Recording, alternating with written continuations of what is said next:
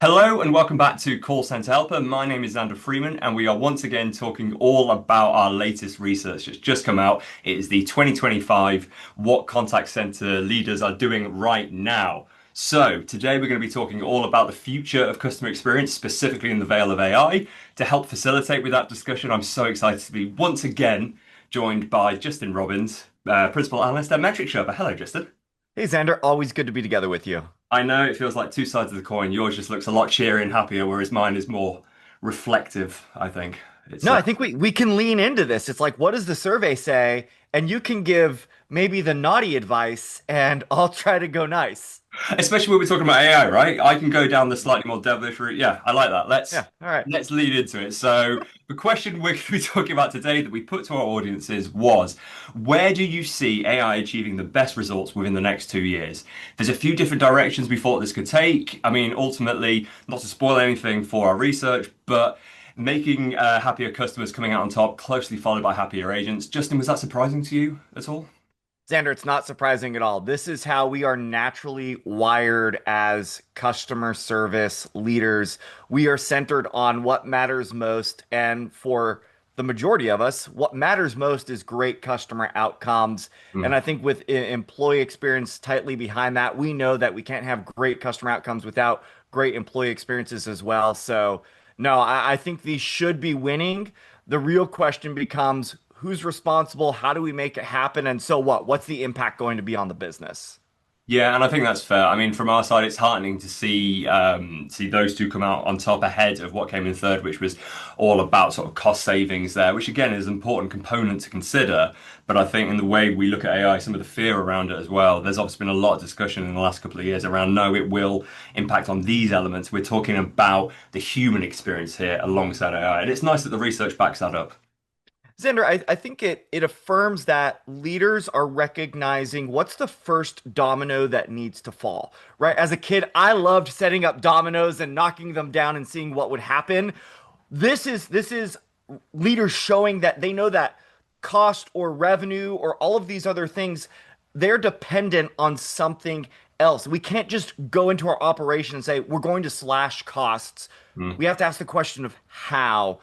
And this is a recognition that if we get the employee and the customer experience right, there will be material benefits to the business. Well, I think you said it best in your analysis of our research as well, that's included in the report below. Experience is the currency that compounds, right? If you can get those things right, so many other dominoes will fall in the right direction. That's exact it. That's exactly it, Xander. We I think maybe have historically had a bad habit of chasing after something that really was dependent on another thing in our operations. Mm. And it really can be a force multiplier for our business when we say, what do we mean by a great customer experience? How will we know it when we see it? And what are the additional benefits and the metrics that we think will be affected when we get it right? I think that's the key thing, though, right? It's seeing the bigger picture, like you've just said. It's seeing the other elements that play into this picture. I mean, ultimately, let's swing it on to if you were a CX leader reading this report, what would be your key takeaways from this question? Yeah, Xander, I think that for me, I would have two big priorities. One is how do I make sure that what I'm doing is connected to the rest of my business? And here's what I mean by that. I am guilty of this, and I see lots of leaders saying, hey, we want the customer experience to win. But I see a lot of executives and other parts of the organization maybe not investing or buying into that actually having a material impact. Mm. Customers are happier. So what? Are they spending more? Is churn going down? And so I would be fixated on how does improving the employee experience, the customer experience, how does that benefit people outside of the contact center? That would be the first thing that I'd focus on. And then the second part for me would be how do I actually make this real? When Mm. I say I expect it to improve the customer experience in the next 6, 12, 18 months, what do I need to do today to get me one step closer to that rather than just looking back at a survey a year from now? We need to be more proactive and predictive in the way that we operate. That's the way I'd be thinking about running my operation if I were leading a contact center today. I think again, it comes back to what you were talking about in the research there. It's all about capacity. Every single element that ranked highly in this question was all about capacity in one way or another. And I think that speaks truth. I mean, let's take back what you've just said there. Let's break it down into those two components. I think point number one there, you're 100% right. And I often say my advice for this sort of thing is translate it into their own language for C-suites. Ultimately, if you're trying to say, yes, customers are happier, that's great for your agents, it's great for your contact center specifically, but it does not translate outside of that bubble. Translate it into real pounds, real dollars, what it actually means for the business. Tie it into the outcomes that you know your C-suite care about and they have a focus on. And we've seen it work wonders within CX for certain leaders. Xander, an interesting idea that I've been talking about recently is the creation of a CX Rosetta Stone. Mm, And if we think about customer experience as a business outcome that affects sales, marketing, product, service, all aspects of our organization, it's going to matter, and different departments will be already having initiatives and measures mm, that are slightly different and sometimes maybe even conflicting to each other.